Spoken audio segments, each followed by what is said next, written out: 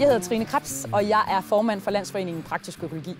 Vi er jo til et møde, hvor andre organisationer har lavet et fælles årsmøde, hvor der er forskellige workshops og arrangementer. Og det handler om, at de her 6 forskellige foreninger, der vil den bæredygtige omstilling, de mødes, så de får en masse viden på tværs af foreningerne og går hjem i deres lokale samfund og går i gang med at sprede den her viden. Det her møde er et brud, kan man næsten sige, med en tradition, hvor man har siddet lidt nede i hver sine huller og har skabt et fællesskab, inspireret blandt andet jo af det værtskab, der er her på Samsø. Der er kommet en forening på Samsø, der hedder Økologisk Samsø.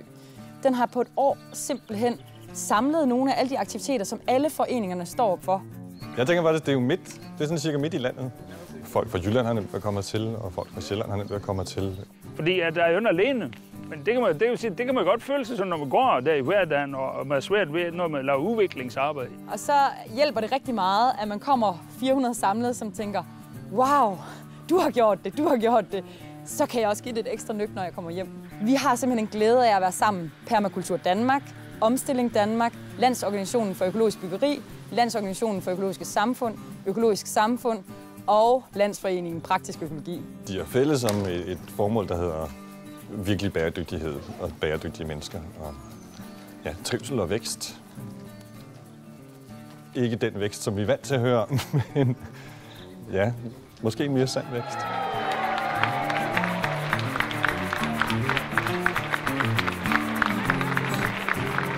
Vi prøver at række ud på rigtig mange måder, uden at være missionerende. Vi vil rigtig gerne snakke med alle danskere. Vi arbejder med hver sit område, men vi har et fælles perspektiv og idé om, at vi vil gerne tage ansvar for det her verden. Og det er det, der er dejligt, det er, at her kan man snakke om folk, der laver noget aktivt. De gør noget konkret. Og det er tillidsvækkende, fordi man kan sgu finde teoretikere nok.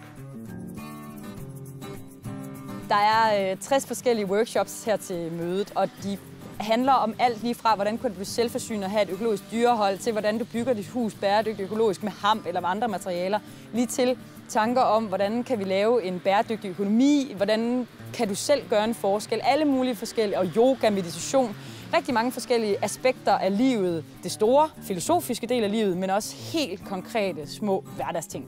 Lige nu, det jeg helt konkret laver nu, det er, at jeg er ved at lave en sommercamp for børn, hvor jeg skal lære børn at lave bæredygtig mad. Og for at kunne formidle det på en rigtig sjov måde og finde ikke bare være sure politiske, men også finde glæden i det. Der er det enormt givende at møde andre mennesker, der arbejder med det samme, men på andre måder. Jeg har sådan en drøm om at flytte fra Nørrebro ud i et økosamfund. Eller i hvert fald finde ud af, om det er noget for mig. Og jeg har fået sådan 4-5 kontakter, som jeg nu må ringe til og komme på besøg de her steder og finde ud af, at det er noget for mig at bo på den her måde. Og vi har haft rigtig mange gode værksteder og rigtig meget hygge og snak med alle de der folk og udveksle vores idéer og erfaringer omkring økologi og bæredygtighed. Jeg har hørt fra flere af dem, der er 10 og 20 år ældre end mig, at de er meget, meget begejstrede og inspirerede og glade over at se, at der er også unge mennesker på, ja, der lige er begyndt at tage videregående uddannelser og studier og sådan nogle ting, at de også er med. Klart nok, at vi er individer, og det er jo et udmærke. Men at man vil egentlig gerne være fælles med nogen. Indforstå på den måde, at man vil underkaste sig fællesskabet, men man vil egentlig gerne være med og bidrage til fællesskabet. Og det tror jeg, at der kommer nogle generationer nu, der kan se det. Vi er rigtig mange mennesker, der er gået op for, på alle mulige måder, at der skal ske et eller andet. Og vi er ikke sikre på hvad, men vi er sikre på, at vi bliver nødt til at mødes og snakke om det. Det her, det handler om at være et helt almindeligt menneske, der kan se, at ved at gøre nogle små og store ændringer i sin hverdag, så kan man lette trykket på planeten. Og det er ikke religiøst. Det er bare hverdagsliv. Det er husholdning. Det er oikos. Husholdning, det hedder jo oikos på oldgræsk. Og det er det, der er ordets oprindelse til økologi, kan man sige. Oikos økologi, det er bare husholdning. Der er så meget, vi skal passe på. Vi har jo jorden, som vi skal passe på. Der er simpelthen så mange møder, og så mange varme håndtryk, og så mange, vi ses. Ej, det skal vi lige snakke mere om. Hey, hvor er din e-mailadresse? Der er en optimisme over, folk er glade, og så er skide godt organiseret. Det skal siges, at det er tilbage de år kom fra. Altså, vi kunne også lave noget, men det er sgu så godt organiseret som det her. Det klapper bare, og det er jo herligt at komme til. Det er simpelthen så rart og dejligt, og folk er imødekommende og venlige og vil gerne tale om, hvad laver du, hvad laver jeg? Kan Kan vi bytte services? Apropos, kan vi bytte en viden og er interesseret i ikke, hvad vi er imod, men hvad vi får? Og man har mødt så mange søde mennesker, som gerne vil noget af det samme. Og jeg har fået så mange gode kontakter.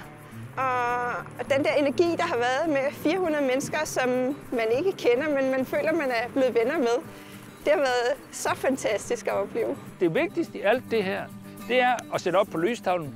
Hvad er det, du vil, og hvad er det, vi kan sammen? Og hvad er det rigtige at gøre, og hvad man synes, det er rigtigt at gøre. Det vigtigste skridt, det er det første. At man har en rigtig retning. Og så går jeg lidt forlæns, så vi går lidt baglæns. Men hold retning.